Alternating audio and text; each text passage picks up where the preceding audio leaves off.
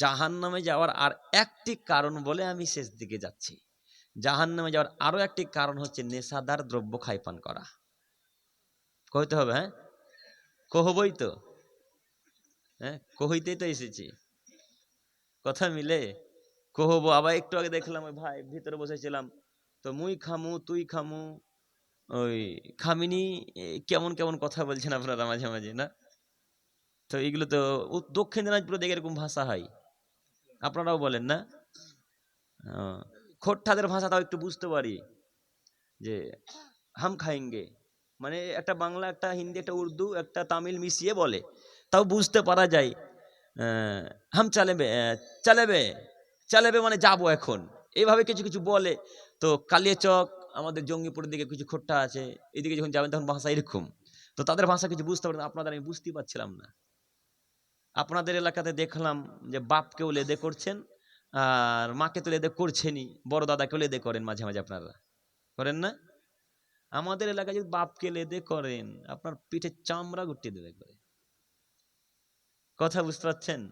তো হয়তো এক দেশের বলি আর এক দেশের গালি, এটাই আপনাদের হয়তো ভালো লাগে। যাই হোক, আমি সেটা বলতে চাই, আমি মানে একটু শুধু জানতে চাইলাম যে ভাষাটাকে এরকমই সবারই না? জি জি। তো আল্লাহ আপনাদেরকে কবুল করুক, সকলে বলি আমিন।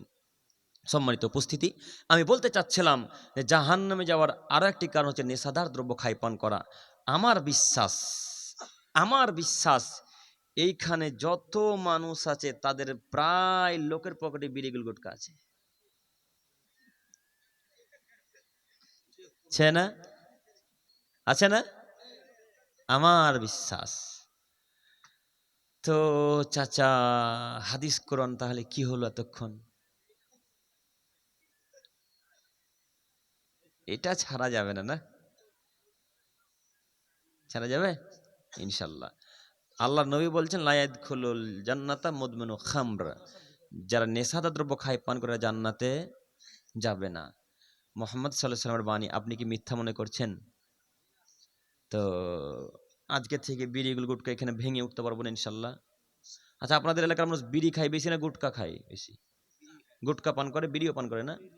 আর গুল তো মসজিদের ড্যাপে আছেই, মসজিদের ফুটাগুলোতে নাই আছে, বাথরুমের মাঝে মাঝে দেখা যায় গুল আছে। তো এই গুল কি ইমাম সাহেবে করে না এরাও করে? ইনারাও তো করে, পাবলিক তো করেই। তো আপনাদেরকে বলছি আজকের পর থেকে ছাড়তে পারবেন না ইনশাল্লাহ? পারবেন ইনশাল্লাহ? কিছু না টাঙাননি? চাচা একটু লক্ষ্য করেন আমার দিকে, নিজে পড়ুন অন্যকে জানান। রঘুনাথপুর মুন্সিপাড়া, মুন্সি অনেক আছে নাকি? কোন মুন্সি? বিড়ির মুন্সি? হ্যাঁ কোন মুন্সি মানে? আচ্ছা আচ্ছা বুঝে গেছি।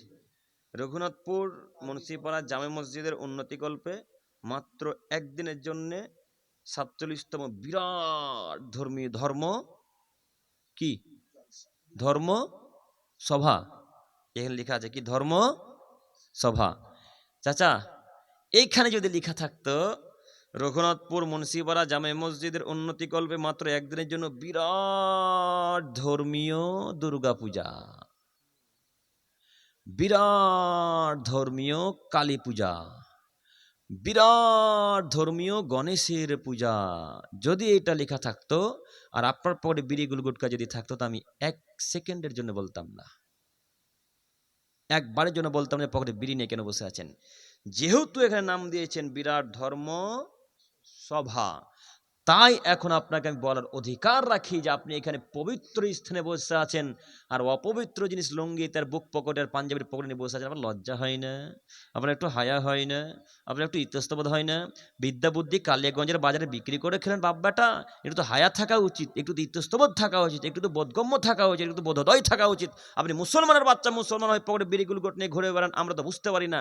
আমরা দেখতাম যখন মাঠে ঘাটে কাজ করতো, সাঁওতালেরা কাজকর্ম করে যখন ব্যস্ত হয়ে কষ্ট হয়ে যেত, তখন বিড়ি ধরাতো, বিড়ি দেখেননি? আব্বাকে যখন মাঝে মাঝে খাবার দিতে যেতাম মুনিশকে পেটকে, তখন দেখতাম যে এরা কাজ করতে করতে যখন খেসতে মানে খুব ক্লান্ত হয়ে গেছে, তখন ক্লান্ত হয়ে আল আল বুঝেন আল, আলের উপরে এসে বসে বিড়ি ধরাতো। তো এরা ধরাতো, এরা সাঁওতাল তাই এরা বিড়ি ধরায়। তো আপনি কি সাঁওতাল? হ্যাঁ, আপনি মুসলমানের বাচ্চা, মুসলমান বিড়ি ধরান মানে? মুসলমানের বাচ্চা মুসলমান গুটকা খান মানে? মুসলমানের বাচ্চা কোনো নেশাদার দ্রব্য জিনিস খাই পান করতে পারে না। যারা পান করবে করুক, আমরা অন্তত করবো না ইনশাল্লাহ। মাথায় থাকবে না ইনশাল্লাহ। আল্লাহ তুমি আমাদেরকে কবুল করো, সকলে বলি আমিন। চাচা আজকে এখন বিড়িটা ভেঙে দেন দেখি ইনশাল্লাহ। কারোর কাছে এখানে বিড়ি নাই? কারোর কাছে বিড়ি নাই? আল্লাহ, সব ফেরেশতা গো, সব ফেরেশতা, কারোর পকেটে বিড়ি নাই। চাচা এতটুকু ইমান কি অন্তর কাজ করছে? করছে কি? এতটুকু যদি ইমান কাজ করতে, এখন বিড়িটাকে এখানে ভেঙে পায়ের তলে গুড়িয়ে দেন ইনশাল্লাহ। পারবেন না গুড়াতে? পারবেন না ভাঙতে? ভাঙেন না, ভেঙে দেন না। কেন খাচ্ছেন? কিসের জন্য? কি লাভ? মানুষ কত বোকা শেখ, কত বোকা। সিগারেটের প্যাকেটে লেখা আছে এগুলো খাওয়া ক্যান্সারের কারণে, তাও এরা খাই পান করে। আর ভাতে যদি একটা সামান্য পোকা পড়ে যায় তারা খাবে না। হ্যাঁ, চুল থাকলে খাবে না। হ্যাঁ, এরা কত বোকার বোকা। এরাই নাকি আবার এই কালিয়াগঞ্জ সব থেকে শিক্ষিত মানুষ। যার পকেটে সিগারেট আছে সেই নাকি শিক্ষিত। কে যে মানুষ, সবাই ধুলায় অন্ধকার। হ্যাঁ, সব ধুলাতে অন্ধকার। তো চাচা ভেঙে দেন না, ভাঙতে পারবেন না? ভেঙে দেন না, সবাই ভেঙে দেন। কিসের লজ্জা? কেন লজ্জা? হ্যাঁ, আর নাই খামো? ইনশাল্লাহ, ইনশাল্লাহ ভেঙে ফেলে দেবো, দেবো তো ইনশাল্লাহ, ইনশাল্লাহ। তো আজকে এখানে তওবা করে উঠি, আল্লাহ তুমি আমাদের সমস্ত দিনী ভাইদেরকে কবুল করো এবং বিড়িগুল গুটকার মুখে যেন সবাই আমরা লাথি মারতে পারি, তৌফিক দান করো, সকলে বলি আমিন। আল্লাহ তুমি আমাদের কালিয়াগঞ্জের মানুষকে কবুল করো, সকলে বলি আমিন। আল্লাহ তুমি আমাদের এই এলাকার মানুষকে কবুল করো, সকলে বলি আমিন।